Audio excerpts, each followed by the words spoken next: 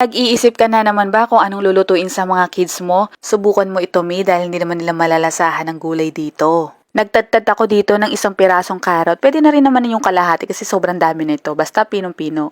Ngayon, meron din akong dalawang hotdog dito. Nasa sa inyo kung gagamit kayo nito. Pwede rin naman ninyong palitan ito ng chicken breast o kaya minced pork. Yun, mas masarap yun, malasa yun. Tapos tadtarin lang din ng pinong-pino. Ngayon, itong dahon ng sibuyas, tinadtad ko rin to ng pinong-pino. O, nakita nyo naman ha. Tapos itong native na talong, tinanggal ko yung magkabilang dulo at saka ako hiniwa sa tatlo para medyo makapal siya. Tapos tinanggal ko yung pinakalaman nito, isi-separate natin itong balat sa laman.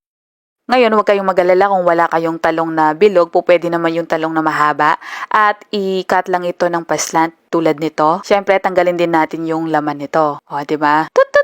O, naglaro pa. Eto na yung pinakalaman ng talong. Okay lang yan kung mangitim kasi normal yan dahil alam nyo naman ng talong, nangingitim talaga. At hindi naman pwedeng ibabad natin to sa tubig para mawala lang yung itim kasi kailangan natin dito ay dry. Tapos, tinadtad ko rin yan ng pinong-pinong-pino. Ngayon, nilagyan ko ito ng harina, asin, paminta at itlog. Tapos, hinalo ko itong mabuti.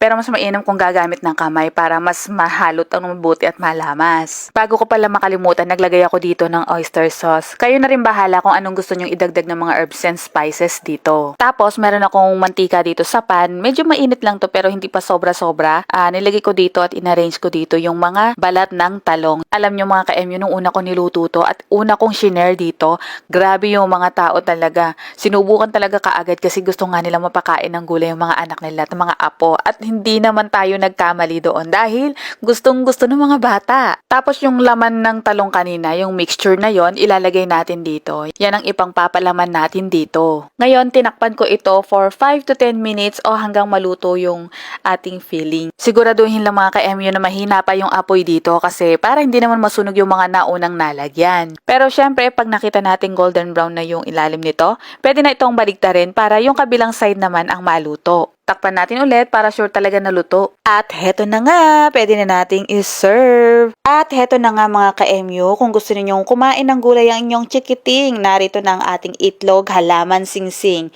In English, eggplant ring. Corny. So yan, magugustuhan talaga nila yan, hindi nila malalasahan ng gulay niyan. Masarap itong isawsaw sa ketchup o kaya naman sa sweet chili sauce. At hindi lang kids ang masasarapan dito, kahit nga ako, yung sarap na sarap ako.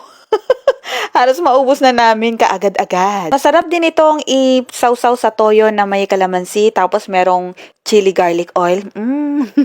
Sarap. Try nyo na mga ka-MU. Sino nang nakasubok nito? Comment nyo naman yan.